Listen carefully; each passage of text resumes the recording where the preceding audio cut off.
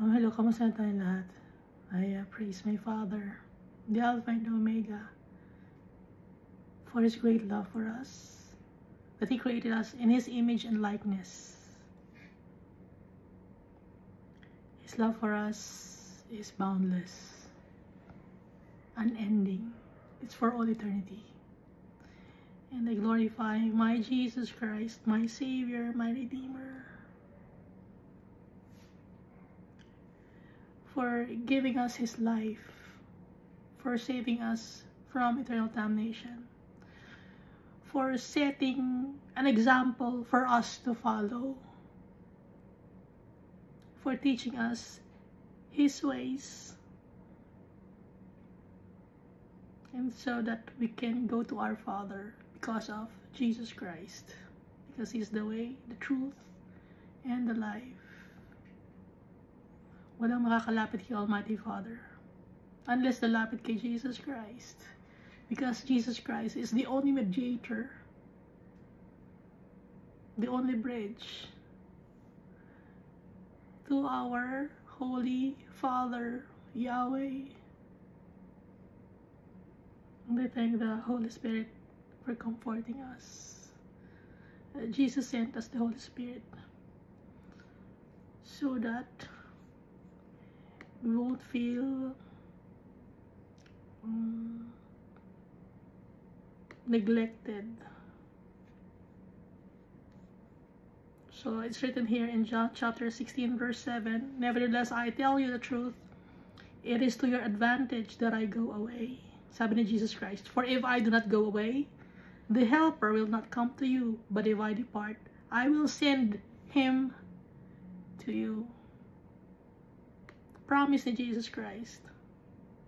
Ipapadala sa atin ng Holy Spirit, and so we have the Holy Spirit because it's the promise of Jesus Christ.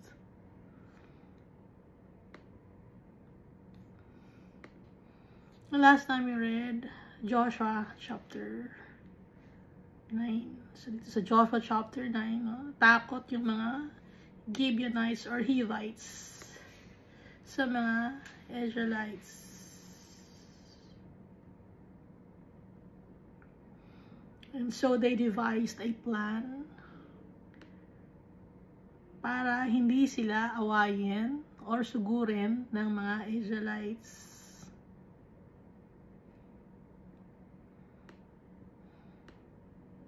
Gumawa sila ng kwento na kunyari malayo sila, pero ang totoo malapit lang sila, 6 to 8 hours lang pag nilakad. So ang dala-dala nila mga old garments, tsaka moldy and dry bread, tsaka yung wineskins sira din, no? Umaarte, may mga marunong na palang umarte noong unang panahon, no? Mga sinungaling, marunong na rin. Ngayon maraming magaling umarte ngayon. Noon din marunong na rin palang umarte ang mga tao.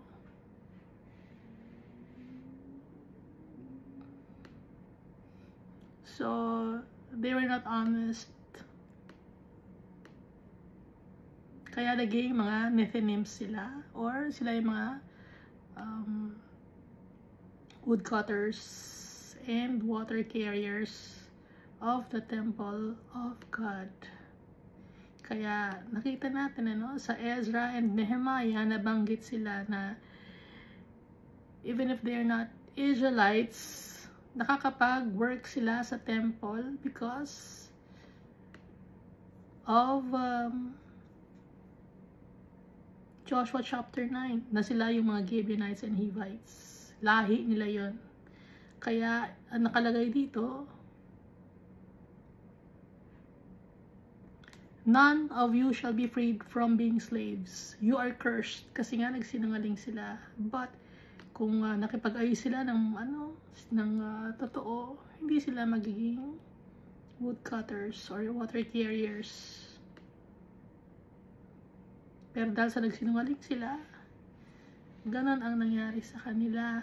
Naging slaves sila up to the time na pagbalik nila from captivities sa Babylon and Assyria. Ganon pa rin sila, slaves pa rin sila, Nethinims, no? Nabasa natin sa Nehemiah chapter 7 at saka sa Ezra chapter 6. Tsaka sa Ezra chapter 2 at saka sa Nehemiah chapter 11. So dito pala galing yung istorya ng Nephilim.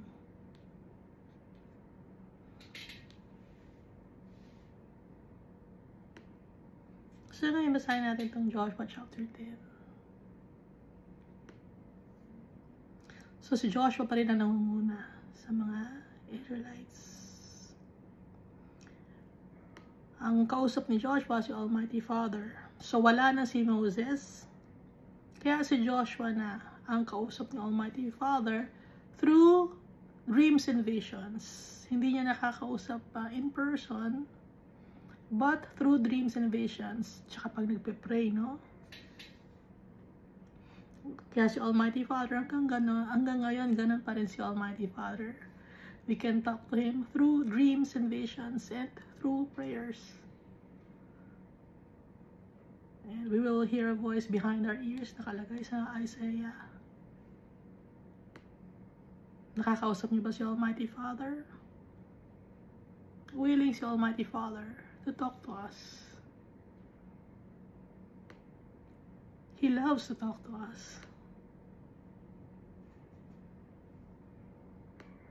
Dahil anak niya tayo. Gusto niya tayong kausapin. But there are hindrances. So those are the reasons why our Father cannot talk to us, because of the hindrances. What are the hindrances?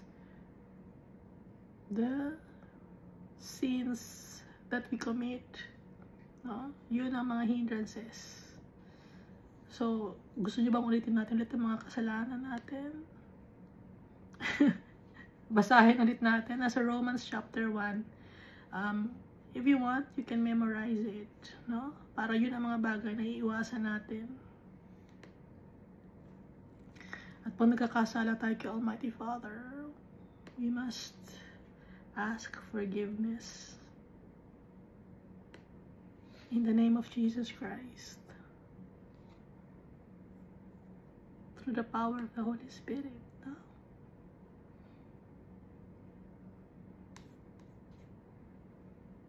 So, ang mundo natin, up to now, and for all eternity, this world that we live in,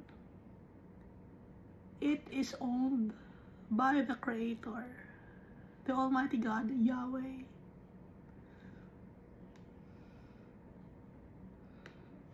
Hindi ba kayo nagtataka na nung time na si Noah, bakit baha lang ang pinadala niya? Bakit ulan lang? Bakit hindi sinunog lahat? No? It's because kanya at may plano si Almighty Father. Kaya wipe out lahat ng mga kadumihan. Dahil gusto niyang magkaroon ng mga tao na susunod sa kanya. But then again, dahil sa wicked ang mga tao, meron pa ring mga tao ang namuhay unrighteously. Isa na sa example noon ay yung anak ni Noah na si Ham. No? Hindi niya nirespeto ang kanyang father, si Noah.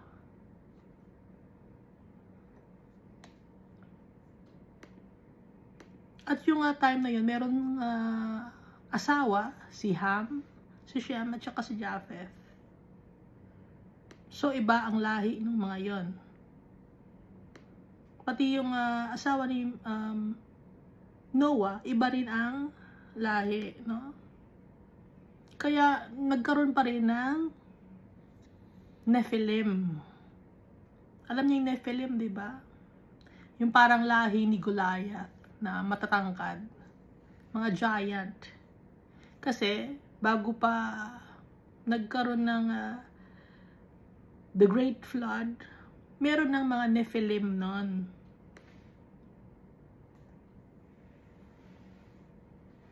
Kaya nagkaroon ng Nephilim, mga sons of God yung mga tatay, or galing sa heaven yung mga tatay na naging fallen angel sila. So mga fallen angel yon, yung mga lahi ng Nephilim, dun sila galing.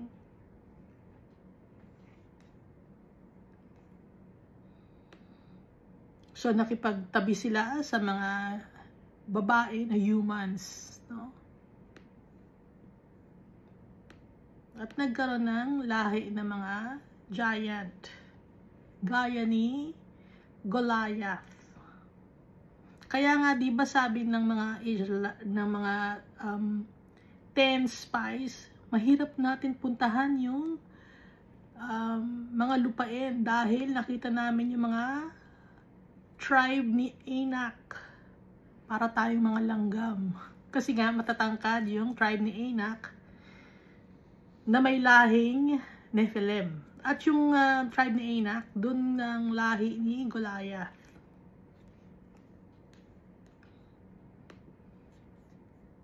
So basahin natin itong Joshua chapter 10. Kaya natin nabanggit si Anak kasi on the next chapters of Joshua, mababanggit si Anak.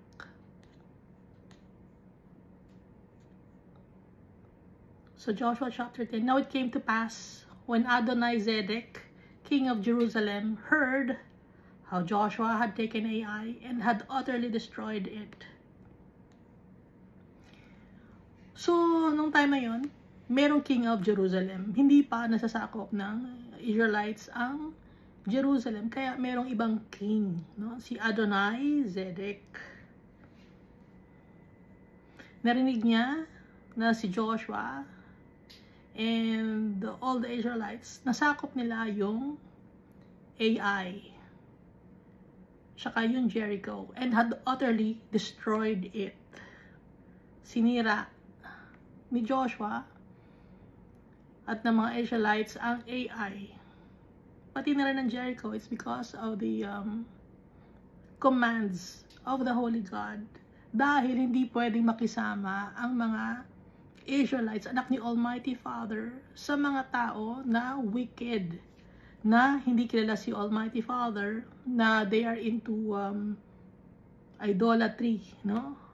So itong Ai na to, iba ang kanilang Diyos, iba ang kanilang sinasamba.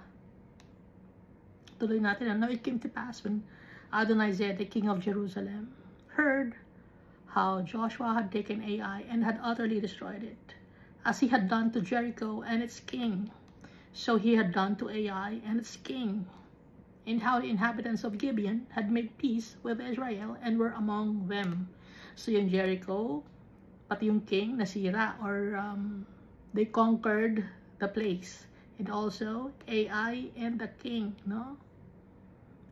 At nalaman na din nila na yung mga Gibeonites or the Hivites made peace with the Israelites dahil sa kanilang takot.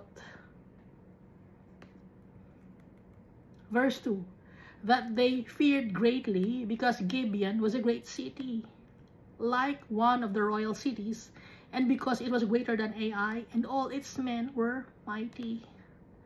Imagine yung Gibeon, mas malaki pa sa Ai, at saka mas malakas pa yung mga Gibeonites kaysa sa Ai, pero ang mga Gibeonites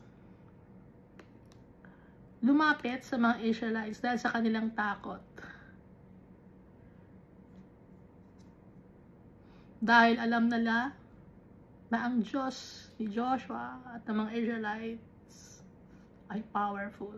Kaya takot ang mga Gibeonites, kahit na sila pa ay isa sa mga royal cities or isa sa mga malaking lugar, at yung kanilang mga tauhan or mga nakatira sa Gibeon or the Hivites ay mga malalakas at matatapang. Pero kay Almighty Father, wala yung tapang at lakas ng mga tao. Si Almighty Father is powerful. So kung nasa sa atin si Almighty Father,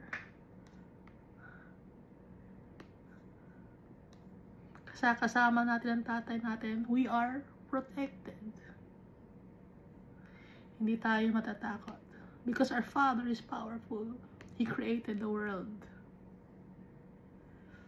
Verse 3, therefore Adonai said, the king of Jerusalem, sent to Hoham, king of Hebron, Piram, king of Jarmuth, Japhiah, king of Lachish, and Debir, king of Eglon, saying, come up to me and help me, that we may attack Gibeon, for it has made peace with Joshua and with the children of Israel. Nang hahanap ng kakampi. Naghahanap ng kakampi, yung king of Jerusalem. So, ang mga hinanap niyang mga kakampi, si Hoham, king of Hebron, Piram, king of Jarmuth, Japhiah, king of Lachish, and Debir, king of Eglon. Naghanap siya ng kakampi para sugurin ang Gibeon or ang mga Gibeonites or mga Hivites. Dahil galit sila sa Gibeon, dahil bakit nakipagkontrata or nakipag-covenant sila with Joshua and the children of Israel. Kaya libangayin sila. Verse 5, therefore the 5 kings of the Amorites. Pag sinasabing Amorites, sumasamba ito kay Amorah, no? Kilala natin si Amorah. Nabasa na natin dati, di ba? Chinag natin kung sino si Amorah. Isa siyang goddess na hindi naman talaga totoong Diyos.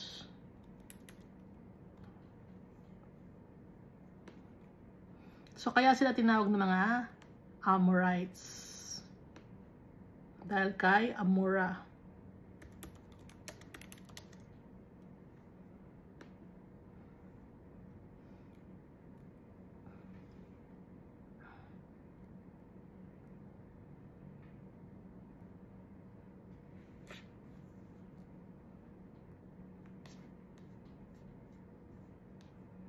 Sumasamba sila sa mga Diyos-Diyos, ano, sa environment, sa mga trees, gano'n, mga tanim, sa mga clouds, sa mga sun, lahat sinasamba ng mga tao, maliban kay Almighty Father. So ito, ang 5 kings of the Amorites, the king of Jerusalem, king of Hebron, king of Jarmuth, king of Lachish, and the king of Eglon, gathered together and went up, they and all their armies, and camped before Gibeon and made war against it. Kaya naman sinabi itong they gathered together and went up. Kasi yung Gibeon, kaya nga tawag na Gibeon yun dahil ang lugar nila ay hill, no? Or burol, or pataas yung kanilang lupain. Mababa sa mountain pero mataas ang kanilang place. So, aawayin nila or inaway nila ang Gibeon, mga Gibeonites. Nag-camp sila ron. 5 silang tribes na may 5 hari. Verse 6, and the men of Gibeon sent to Joshua at the camp at Gilgal, saying, do not forsake your servants. Come up to us quickly. Save us and help us. Humingi ng tulong ang mga Gibeonites. Okay? Joshua.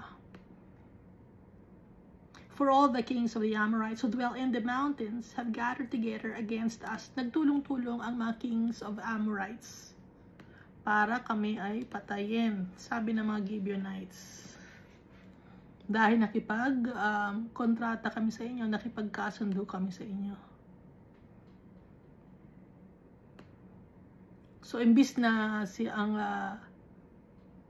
ang sugurin ng 5 kings ay ang Israelites, si Joshua, ang sinudgod ay ang Gibeon. Ngayon, humingi ng tulong ang mga tao sa Gibeon, or men of Gibeon kay Joshua. Sa camp at Gilgal, huwag nyo kaming iwanan. Tulungan nyo kami, no? Help us, save us. Kasi inaaway kami ng king of Amorites. 5 tribes yun. Nakatira sila sa mountains. Nagtulong-tulong sila para kami ay saktan. Verse 7, so Joshua ascended from Gilgal. Kasi nga, kaya ascended kasi pataas yung Gibeon. Kasi mababa yung Gilgal, no? Dahil yung Gilgal, Jordan River yun malapit. So medyo mababa yun. Parang valley. He and all the people of war with him, and all the mighty men of valor. And the Lord said to Joshua, "Do not fear them, for I have delivered them into your hand. Not a man of them shall stand before you." Sinabi ni Almighty Father, huwag mo silang katakutan. Kasi sila ay ibinigay ko na sa inyong mga kamay. At hindi nila kayo matatalo. So, pagkasama natin si Almighty Father, hindi tayo dapat matakot. Dahil siya ang makikipaglaban para sa atin. Maliban na lang, no? Matatalo tayo kung tayo mismo ay ayaw natin kay Almighty Father at aayawan natin ang mga tulong ni Almighty Father. Doon tayo matatalo. But kung kay Almighty Father tayo, susundan natin ang kanyang mga commandments and directives and laws, poprotektahan niya tayo. Dahil poprotektahan niya ang kanyang mga anak. Poprotektahan niya ang mga taong nagtitiwala sa kanya. Verse 9, Joshua therefore came upon them suddenly, having marched all night from Gilgal. So, buong gabi nagmarcha or naglakad si Joshua at saka yung children of Israel papuntang Gibeon. No? Nagmarcha sila. Buong gabi yon galing sa Gilgal. Kasi sabing buong gabi dahil medyo malayo, di ba? 30 kilometers, so 8 to 9 hours pag maglalakad ka. Depende kung mabilis ang pace ng paglalakad mo or tumatakbo kayo. Siyempre, hindi naman tatakbo, no? Dahil mabilis silang mapapagod. 8 to 9 hours, marched all night from Gilgal. So the Lord routed them before Israel, killed them with a great slaughter at Gibeon, chased them along the road that goes to Beth Horon, and struck them down as far as Zerah and Makkedah. So si Almighty Father, he routed the enemies before Israel. At nagkaroon ng great slaughter at Gibeon dahil marami ang naglaban. At sila ay nagtakbuhan, chase them along the road that goes to Beth Horon. Pero hinabol pa rin nila, no? Naghabulan sila.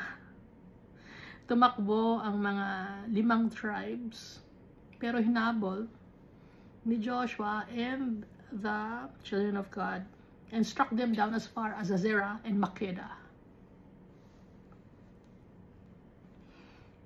And it happened as they fled before Israel and were on the descent of Beth Horon that the Lord cast down large hailstones from heaven on them as far as Zerah. So si Almighty Father nagtapon ng mga malalaking hailstones galing sa langit. Pinadala ni Almighty Father.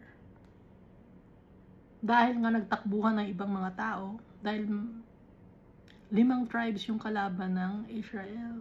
Tinutulungan ni Almighty Father ang kanyang mga anak. Pero dapat ang mga anak ni Almighty Father willing to do the work, willing to obey the Almighty Father. Hindi lang dapat si Almighty Father ang gagawa, kundi dapat makita ni Almighty Father na willing ang mga anak niya na magtiwala sa kanya at sundin siya. Kaya pinakita ni Almighty Father lalo ang kanyang power. So nagtapon siya ng mga malaking hailstones galing sa langit sa mga tao na tumatakbo o tumatakas, and they died. Baka magtaka kayo or maawa kayo. Kawawa naman yung mga tao na namatay. Those people, pumili na sila eh. Nakapili na sila. Nakapili na sila, nasambahin nila ang kanilang mga Diyos-Diyosan, ang kanilang carved image or graven image. So itong nangyari sa kanila ay parusa ni Almighty Father. Dahil si Almighty Father, yung pangalan naman niya, sikat naman yan eh. Sikat na pangalan ni Almighty Father. Dinig nila. Galing sa Egypt, dinig nila na powerful si Almighty Father. Pero bakit hindi sila nakipagkasundo sa mga Israelites at saka kay Joshua, hindi gaya ng mga Gibeonites nakipagkasundo. So, nag-decide sila. At ang kaparusahan sa kanila, death. So, tayo, nag-decide din tayo ngayon. So, ano magiging kaparusahan sa atin? Pag hindi natin sinunod si Almighty Father, death. Pag sinasabing death, ang ibig sabihin nun ay eternal damnation. Kasi pag tayo nawala na sa mundo na to at tayo nagtitiwala kay Almighty Father at saka kay Jesus Christ, hindi tayo mamamatay. We will live forever, for all eternity, with our Father and Jesus Christ. Tuloy natin verse 11 of Joshua chapter 10. There were more who died from the hailstones than the children of Israel killed with the sword. Mas marami ang namatay sa hailstones dahil galing sa heaven.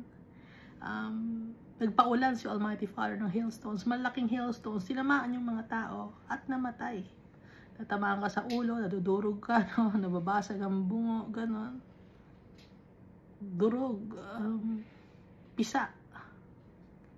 So, mas marami pa ang namatay sa hailstones na padala ni Almighty Father kumpara sa napatay ng mga Israelites by sword. Kaya nga, magtitiwala tayo kay Almighty Father. We do the work by trusting Him. At si Almighty Father na mismo ang gagawa ng malaking plano, malaking bagay to turn things around. Powerful si Almighty Father.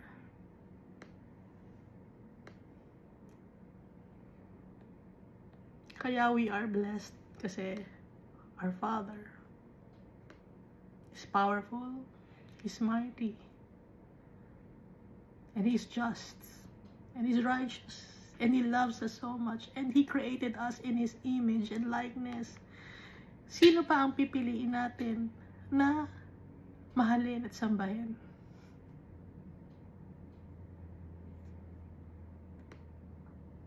Wala nang iba. Si Almighty Father. At ang turo ni Almighty Father, worship Jesus Christ. And so we will. Because of Jesus Christ. Na-save tayo. Because of His precious blood.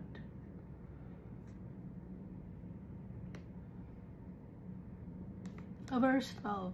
Then Joshua spoke to the land, and he spoke to the Lord in the day when the Lord delivered up the Amorites before the children of Israel, and he said, in the sight of Israel, sun or araw, stand still over Gibeon, and moon in the valley of Ajalon. Nagsalita si Joshua kay Almighty Father nung kalaban nila ang mga Amorites. Ang sabi ni Joshua, inutusan niya yung araw.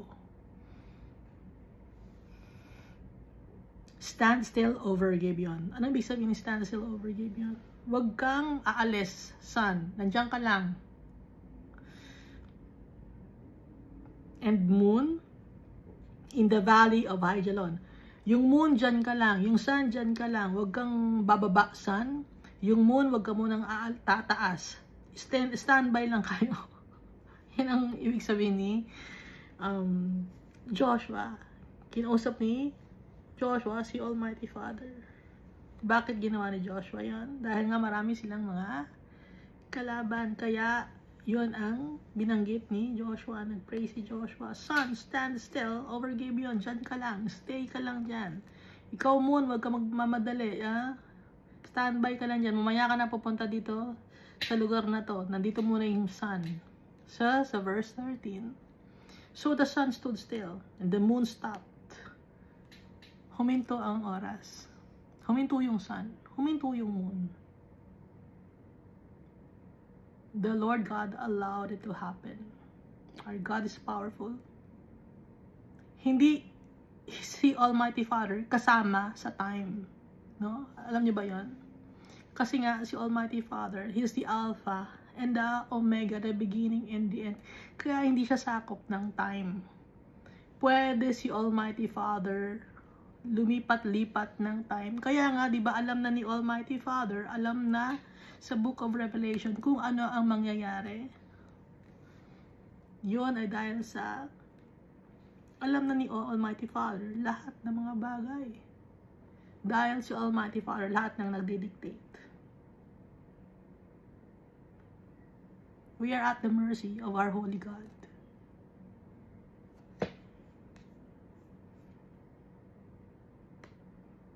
Sometimes mapapansin natin, di ba? Ba't ang tagal ng araw?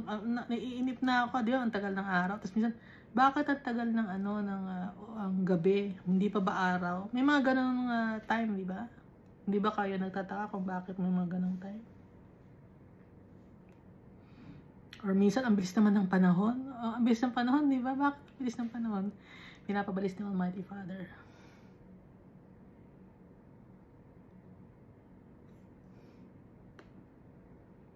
Samantalang dati, ano lang, di ba?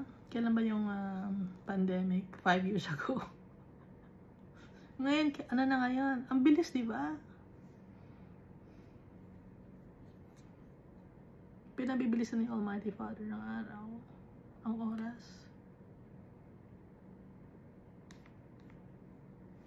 Pero yung pagtumingin tayo sa ating mga watches, ganun pa rin, no? Yung pag-andar ng oras. Kasi nga, si Almighty Father, powerful siya. Na-create nga niya tayo eh. Na-create nga niya itong mundo na to eh. Verse 13. So, the sun stood still, and the moon stopped, till the people had revenged upon their enemies. Kaya yung moon hindi gumalaw. No? Hindi siya umandar. Tapos yung moon, hindi rin siya dumaan or hindi rin siya nagmabilis na muna ako na, time ko na to. May time to time to shine. Hindi, nag-stop sila. That's how powerful our Father is. Till the people had revenged upon their enemies. Is this not written in the book of Jasher?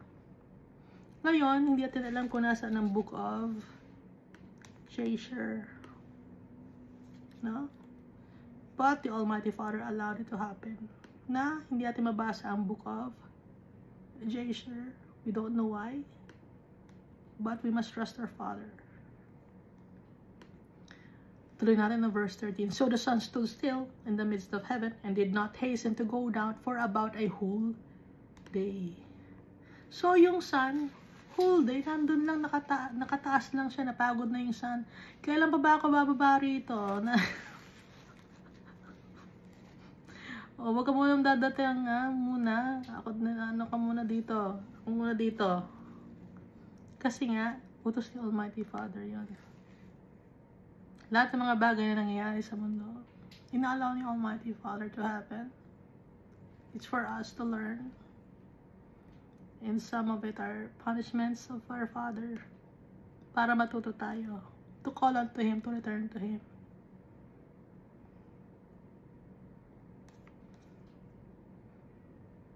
Baka minsan, nagtataka kayo, bakit na nagkakasakit ang mga tao ng malala, ganun. It's the Almighty God's way to call His children home.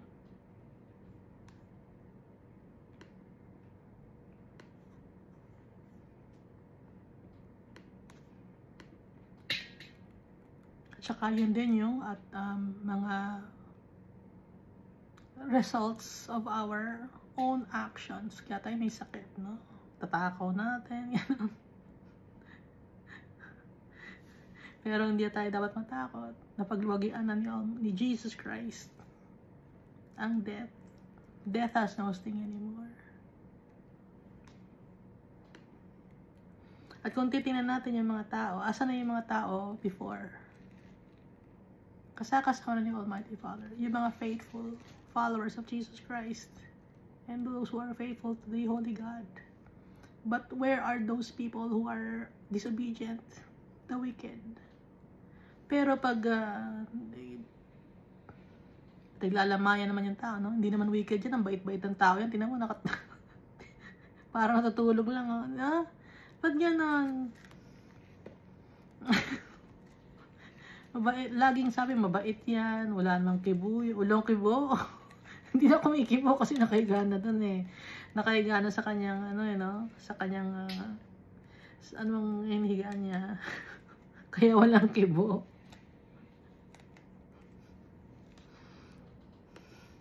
So si Almighty Father, lahat yun, may plano. At yung soul natin, kay Almighty Father, yung ating rest, yung 7th day natin, kay Almighty Father. At hinihintay tayo ng ating mga brothers and sisters. At sakbay-sabay bibigay sa atin ni Almighty Father ang ating inheritance. So, tita tayo sa verse 14. And there has been no day like that, before it or after it. Walang araw na nangyaring ganon na whole day hindi bumaba yung sun. No? Walang ganon na nangyari, before it or after it. Ngayon, nangyari ba yun? Hindi. Kailan lang nangyari to? Nangyari lang ito kay Joshua. Dahil the Lord God allowed it to happen. And that the Lord heeded the voice of a man, for the Lord fought for Israel. Si Almighty Father, nakikipaglaban pa rin siya para sa atin. At ipinadala niya si Jesus Christ, the commander of the army of the Holy God. At napagtagumpayan na ni Jesus Christ lahat. Nasa sa atin na lang yun. Decision natin. Kung patuloy tayong magtitiwala kay Jesus Christ. Verse 15, Then Joshua returned and all Israel with him to the camp at Gilgal. So, ang dami nilang kalaban. Pero they returned to the camp at Gilgal because the Holy God helped the people. No? Nagpadala siya ng large hailstones. Nadurog ang mga tao, napipi, nabasag ang mga bungo. At huminto ang araw for about a whole day. Verse 16, But these 5 kings had fled and hidden themselves in a cave at Makeda. Nagtago yung 5 kings. Sino ba yung mga 5 kings na to? Ang pangalan nila? Si Adonizedek, Hoham, Piram, Japhia, at saka si Debir. No? Nagtago sila. Samantala yung kanilang mga soldiers, yun na nakikipaglaban, sila naman nagtago naman.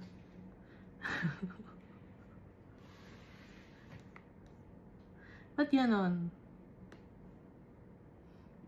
Duwag. But these 5 kings had fled and hidden themselves in a cave at Makeda. Verse 17, it was Joshua saying, The 5 kings have been found hidden in the cave at Makeda. Makeda means place of shepherds. So doon naglalakad yung mga sheep, no? Tsaka yung mga shepherds. Doon nila pinapastol ang kanilang mga alaga. So may cave doon sa Makeda. Doon nagtago yung 5 kings. Pwede nyo rin i-check over the internet kung asan yung Makeda ngayon. Hindi natin alam kung nandun pa rin yung mga 5 kings. Sasambahin nyo ba? Verse 18. Ayon yung Almighty Father ng mga ganun na sinasamba. No? Na nakita lang ninyo, isang kahoy, isang pako. Hindi, ito isang kahoy ito eh. Ito yung ginamit kay Jesus. Kahit pa yun ay ginamit kay Jesus na kahoy, hindi yun ang sasambahin. Ang sasambahin natin, si Jesus Christ. Ang sasambahin natin si Almighty Father. Hindi yung kahoy. Hindi yung pako. Hindi yung metal.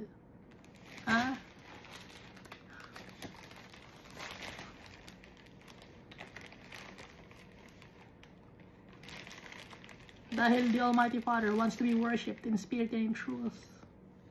Yung kahoy madumi, yung metal, kawala-kalawang na, paghahatiin nyo pa, lalagari-lagariin nyo pa, para paghati-hatian ninyo. At hindi yon ang kahoy at metal na ginamit kay Jesus Christ. Pati yung ano, yung Turin, yung Shroud of Turin, hindi yun totoo. Maikli ang buhok ni Jesus Christ, hindi mahaba. So, sino yon? Maikli ang buhok ni Jesus Christ. Ha? Hindi yun si Jesus Christ. Kasi nungalingan ni Satan yon.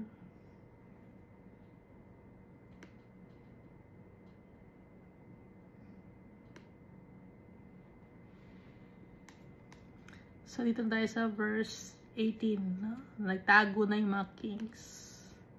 So, Joshua said, roll large stones against the mouth of the cave and set men by it to guard them.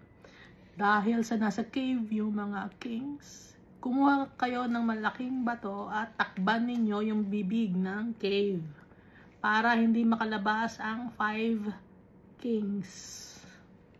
At maglagay kayo ng guard. Magbantay. No? Magkaroon ng bantay ang cave.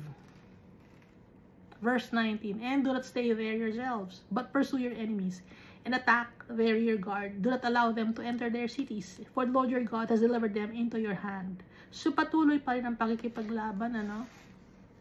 Dahil nga, buhay pa yung 5 kings, at nasa cave sila. So, lalagyan ng bato yung cave para hindi makalabas yung 5 kings. At yung mga kalaban ay hahabulin pa rin.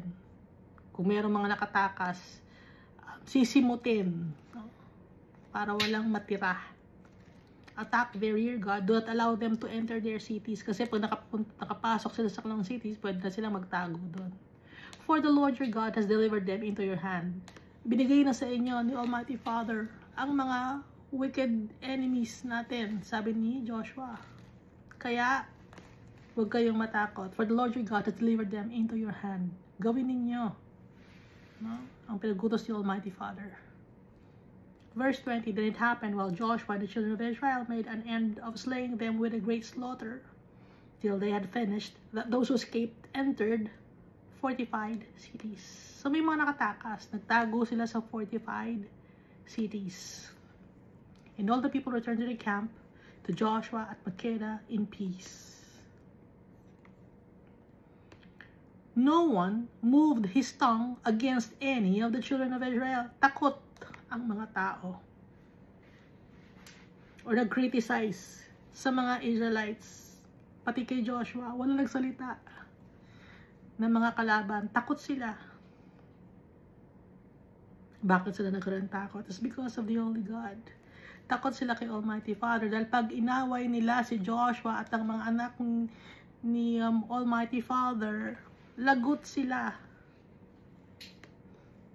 Madudurog sila.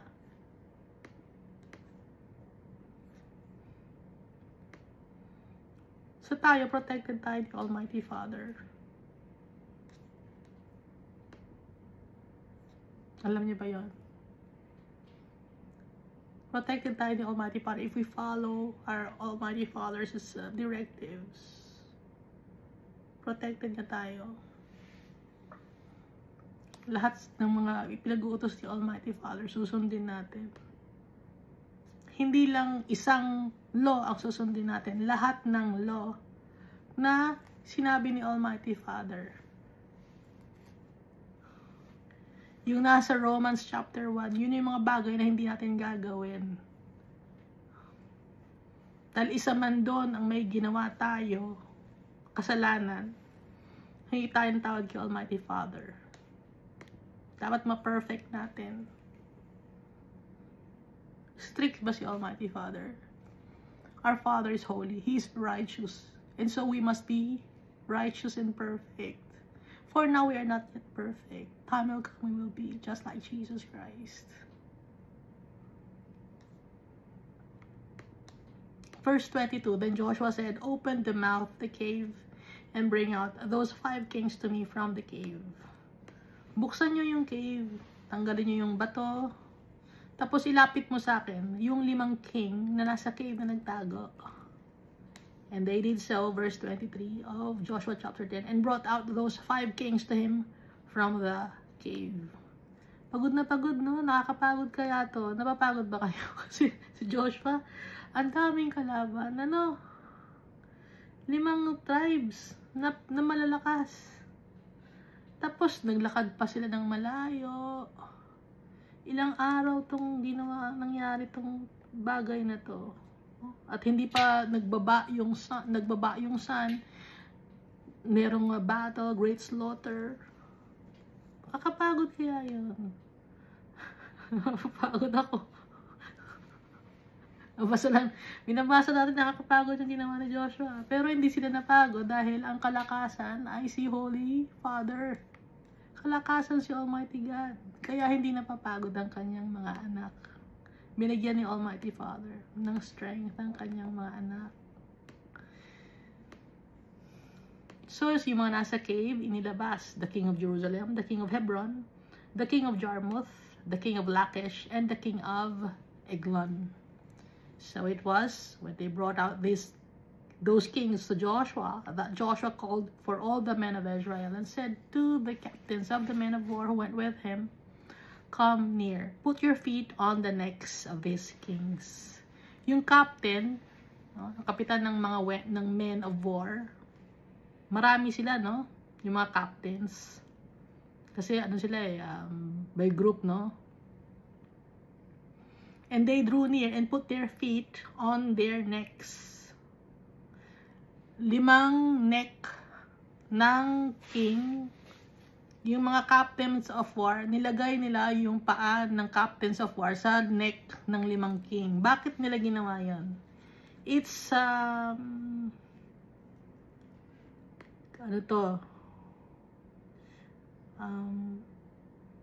ibig sabihin to, they have annihilated the tribe of the 5 kings. They are victorious.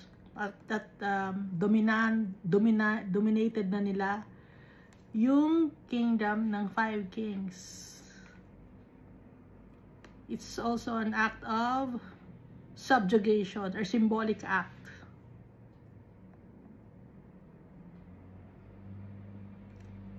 Symbolic act that represented complete subjugation in the ancient Near East. So, hawak na namin kayo, ha? Hawak ka namin sa leeg. Ibig sabihin, hawak, di ba? Ito, neck, paa, no? Hawak namin sa leeg yun. Ibig sabihin, amin yun eh. Kung saan namin dalhin yun, hawak namin sa leeg yun. Ibig sabihin, talo namin yun. Conquered na namin yung tauhan namin yun. Hawak namin sa leeg yun. Kung anong gagawin niya, hindi niya magagawa yun. Hawak namin sa leeg. Yun ang ibig sabihin ng hawak sa leeg. Pero itong dati noon, ang ginagamit nila ay paa. No? Nilagay sa neck ng 5 kings. And they drew near and put their feet on their necks. It's also a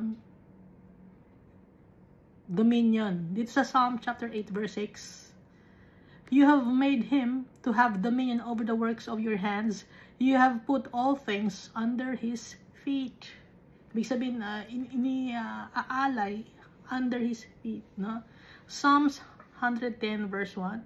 The Lord said to my Lord, sit at my right hand till I make your enemies your footstool. Patungan mo ng paa. So, ganoon ang ginawa. No? Ginawang patungan ng paa yung neck ng mga 5 kings.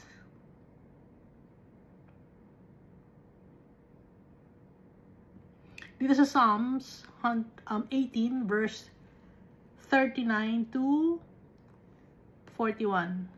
For you have armed me with strength for the battle. You have subdued under me those who rose up against me. You have also given me the necks of my enemies, so that I destroyed those who hated me. So, binabanggit yung neck.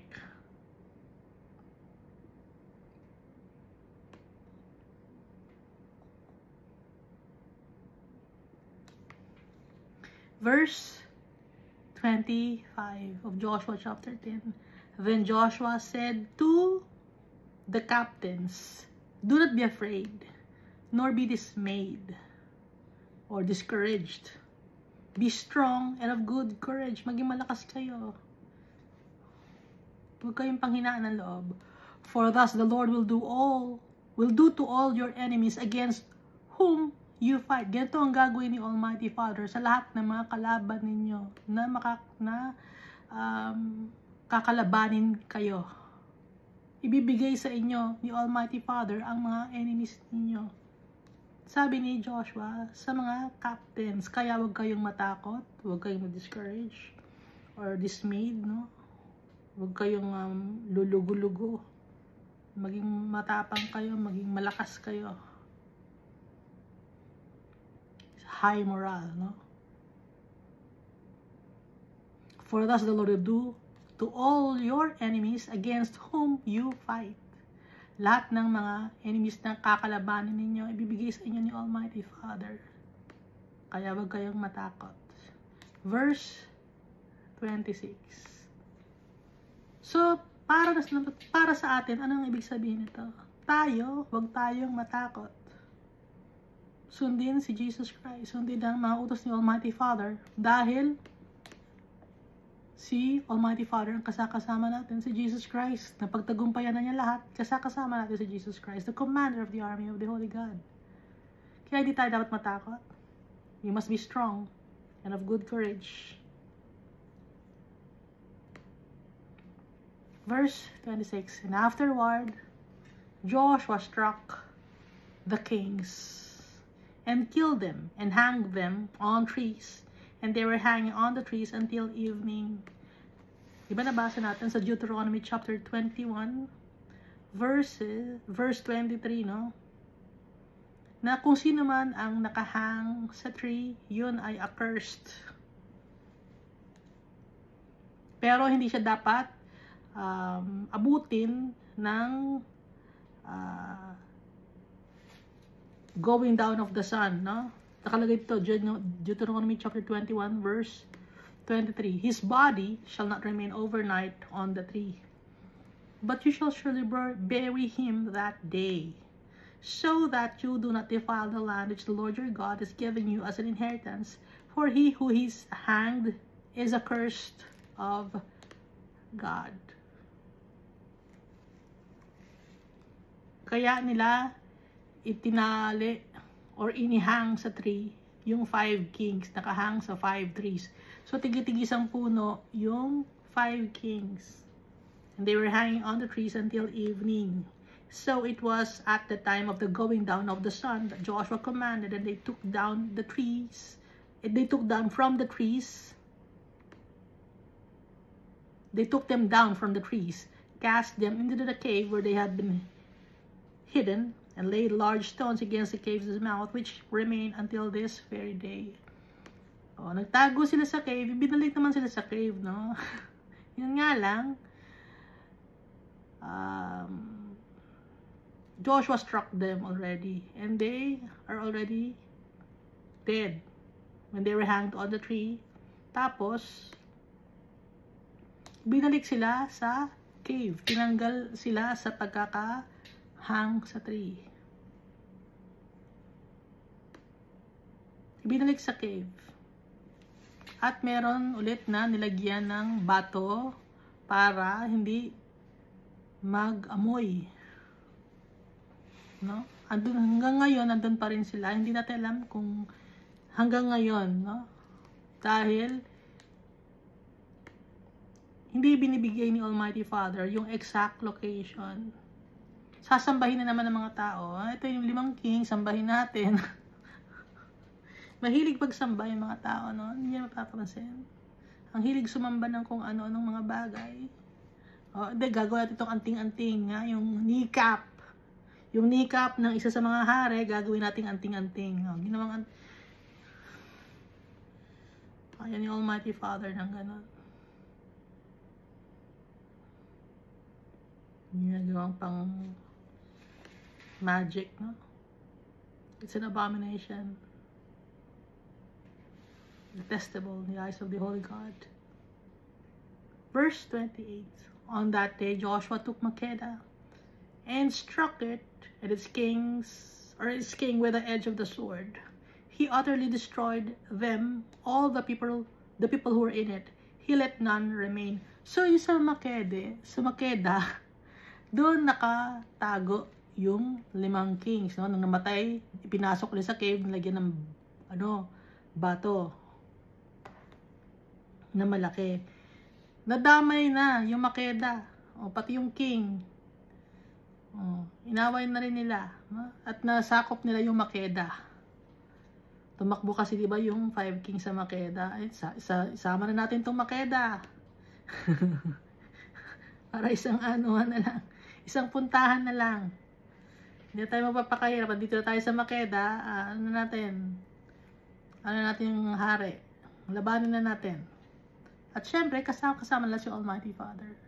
Hindi sila gagawa ng bagay nang hindi na sila naghihingi ng counsel from the Holy God. Kasi nga, nung last time na gumawa sila ng decision, hindi nila sinik yung advice of the Almighty Father. And so, natuto na sila. Kaya lahat ng mga bagay na ginagawa na they seek the help of the Almighty God. So verse 28, now on that day Joshua took Makkedah and struck it and its king with the edge of the sword. He utterly destroyed them, all the people who were in it. He let none remain. He also did to the king of Makkedah as he had done to the king of Jericho. Kung ano yung ginawa niya sa king of Jericho, ganun din ang ginawa niya sa king of Makkedah ni Joshua. Then Joshua passed from Makkedah and all Israel with him to Libnah. Nadaan naman nila yung Libnah. And they fought against Libnah. Pati yung Libnah.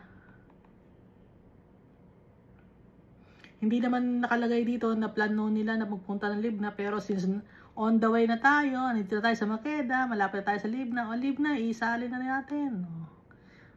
Almighty Father, pwede bang isama na namin ang Libnah? Sige, isama nyo na. Yun.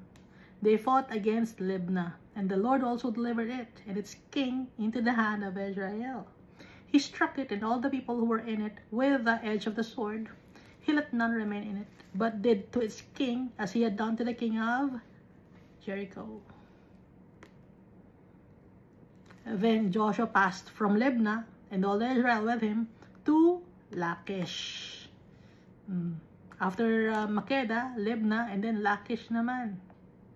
Nung nakapunta na sila doon sa Lachish, anong ginawa nila sa Lachish? And they encamped against it and fought against it. And the Lord delivered Lachish into the hand of Israel, who took it on the 2nd day, and struck it and all the people who were in it with the edge of the sword, according to all that he had done to Libnah.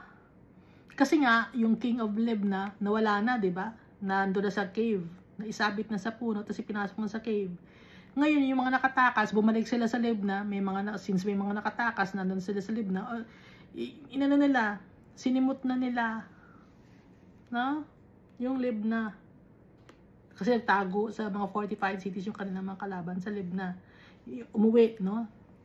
Nagtakbuhan. Verse 33.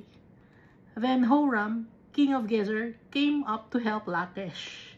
And Joshua struck him and his people until he left him none remaining. Ito naman si Horam, king of Gezer, nananahimik naman siya, tutulong-tulong ngayon siya. Nadamay na siya ngayon, si Horam, king of Gezer. Gusto niyang tulungan ng Lachish. Ano nangyari? Joshua struck him and his people until he left him none remaining. Pati yung Gezer, nakuha na rin nila. From Lachish, Joshua passed to Eglon, and all Israel with him, and they encamped against it and fought against it. So wala nang leader, wala nang king, no? Yung Eglon, no? Dahil nga nandun na sa cave na natalo na nila. Verse 35, they took it on that day and struck it with the edge of the sword. All the people who were in it, he utterly destroyed that day according to all that he had done to Lachish. Verse 36. So Joshua went up from Eglon and all Israel with him to Hebron, and they fought against it.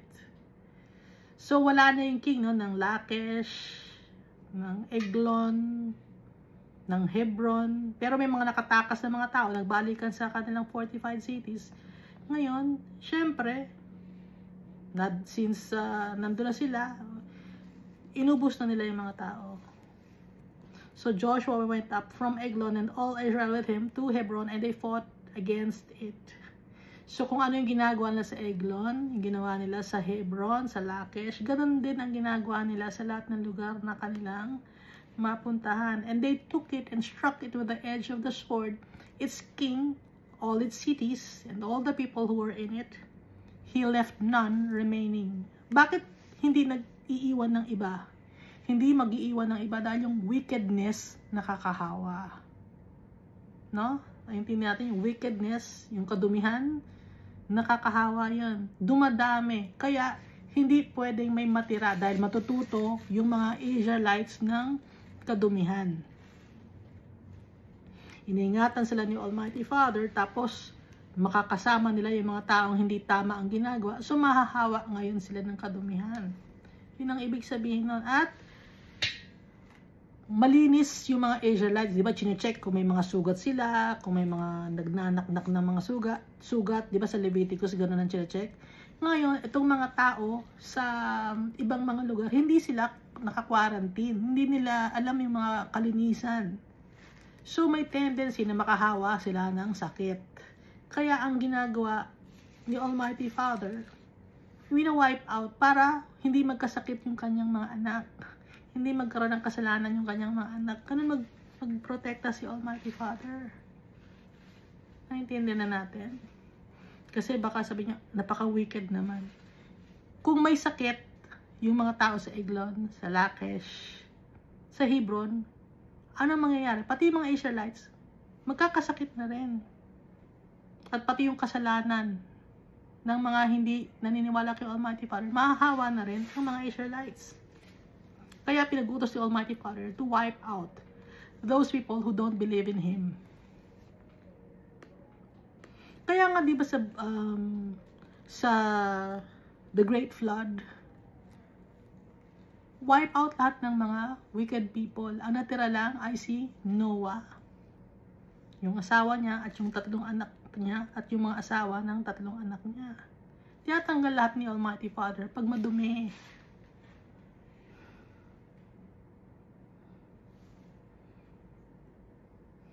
Literally and figuratively speaking. Para hindi maghawa-hawa.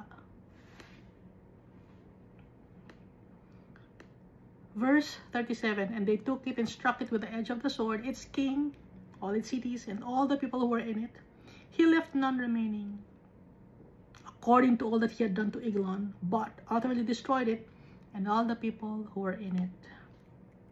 Then Joshua returned, and all Israel with him to Debir, and they fought against it.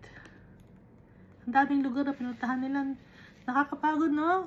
Pero may power sila ni Almighty Father. Binigyan sila ng strength ni Almighty Father. Kaya nagagawa nila yung mga bagay na ito. Sunod-sunod nilang pinupuntahan ang mga lugar na pinutos ni Almighty Father. Verse 39, and he took it, and its king, and all its cities. They struck them with the edge of the sword, and utterly destroyed all the people who were in it. He left none remaining, as he had done to Hebron, so he did to Debir and its king, as he had done also to Libnah and its king. So Joshua conquered all the land, the mountain country, the south and the lowland, and the wilderness slopes, and all their kings. He left none remaining, but utterly destroyed all that breathed, as the Lord of God of Israel had commanded. Utos ni Almighty Father yun. Lahat ng humihinga, utterly destroyed all that breathed, as the Lord God of Israel had commanded. Verse 41, and Joshua conquered them from Kadesh Barnea as far as Gaza, and all the country of Goshen, even as far as Gibeon. Ang laki na nasakop nilang lugar. Ito naman talaga ay origin nila ay kanilang lugar. Kaya lang nawala sila sa lugar ng promised land or land of milk and honey na ibinigay ni Almighty Father kay Abraham is because nagkaroon ng great famine. And the Lord God purposed it to happen. Para matuto ang kanyang mga anak. Para tayo, ngayon, para matuto tayo. Verse 40, to all these kings in their land, Joshua took at one time, because the Lord God of Israel fought for Israel. Then Joshua returned, and all Israel with him, to the camp at Gilgal.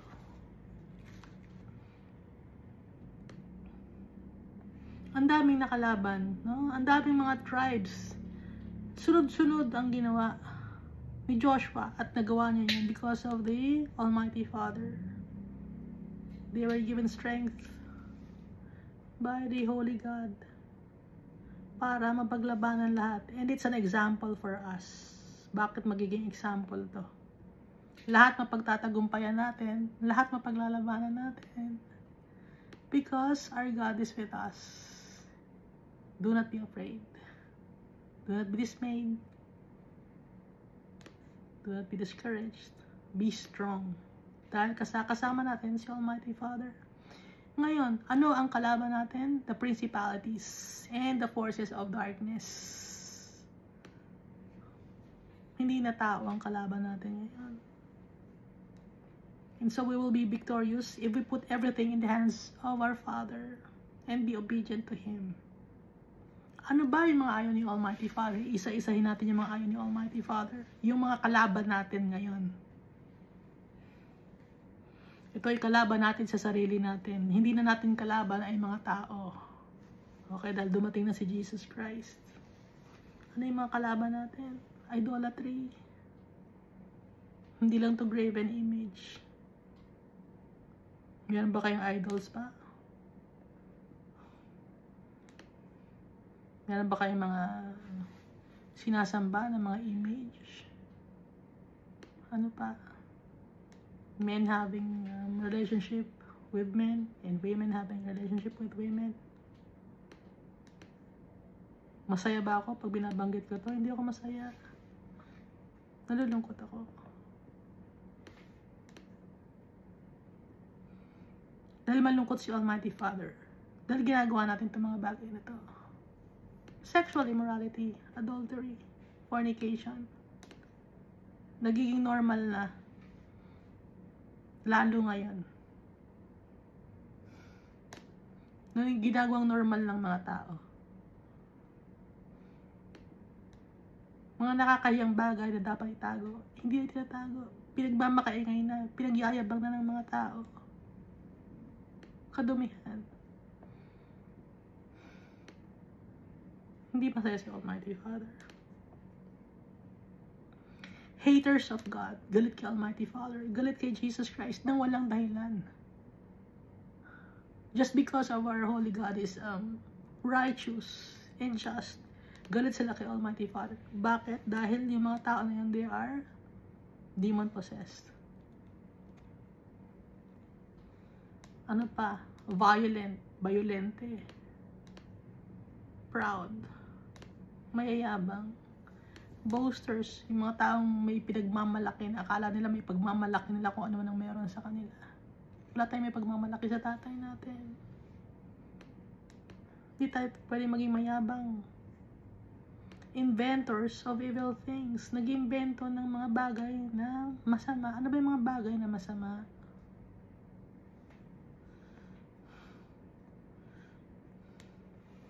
Yung galing sa animals na mga parte ng katawan ng tao ilalagay sa tao. Galing sa animals na parte ng animals ilalagay sa tao. Inventor of evil things. That's an abomination. Additionally, no, sa sexual immorality, yung bestiality, no.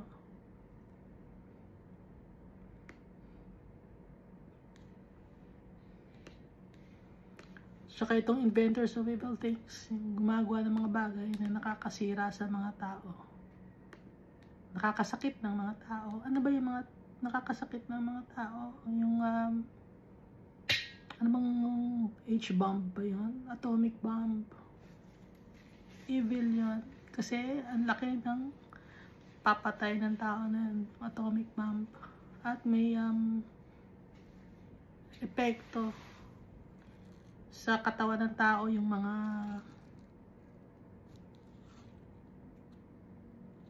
bagay na yun. Ano pa? Disobedient to parents or not honoring your parents, not honoring the people who ano ba yun, yung naging parents mo kahit hindi mo kakadugo, nagpalaki sa'yo,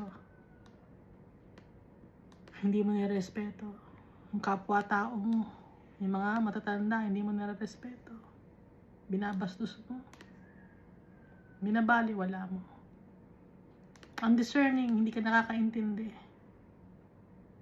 untrustworthy, hindi ka mapagkatiwalaan, nagnanakaw ka, nagsisinungaling ka, unloving, wala kang pakialam sa kapwa-tao mo, unforgiving, hindi ka makarunong magpatawad ng kapwa-tao mo, nagtatanim ka ng galit sa puso mo, unmerciful, walang awa,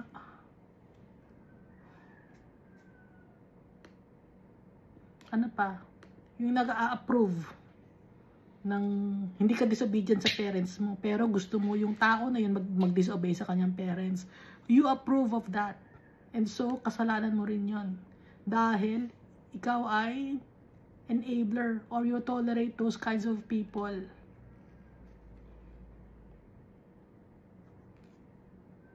Ano pa, nagpa-practice ng wickedness, no?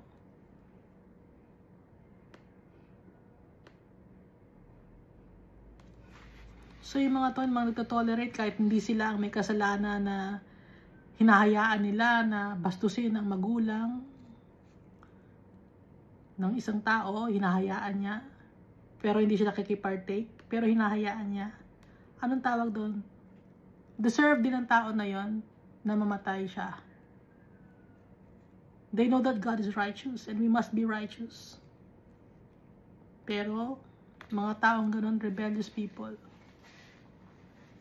ayaw ni Almighty Father. Isa man sa mga bagay na to ay nagawa natin or ginagawa natin, hindi tayo makakapasok sa kaharian ni Almighty Father. Oh, mayabang ka lang, pero honest ka naman. Pero mayabang ka, hindi ka makakapasok sa kaharian ni Almighty Father dahil mayabang ka. Wala tayong dapat may pagyabang. Ang may pagyayabang natin, si Almighty Father, si Jesus Christ, yung may pagyayabang natin. So, yung people who tolerate these kinds of evilness or unrighteousness, they deserve to die also. Because they approve of those who practice wickedness. Nakalagay ito sa Romans chapter 1. So, ito ang kalaban natin sa ngayon. Nung time ni Joshua, ang kalaban niya, ng mga Israelites, mga tao, mga unclean people, hindi naniniwala kay Almighty Father, they are into idolatry and different kinds of wicked practices.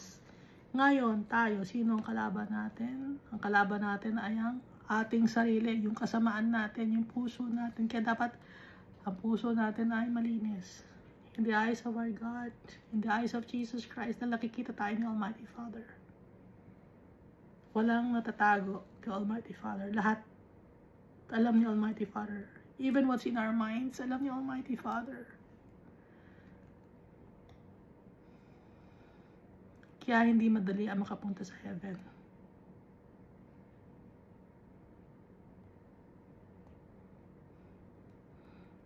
Kaya ngayon pa lang, we must return to our Father by obeying Him.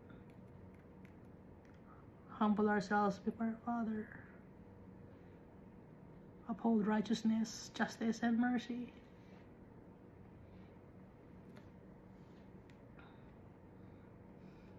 And love God above all.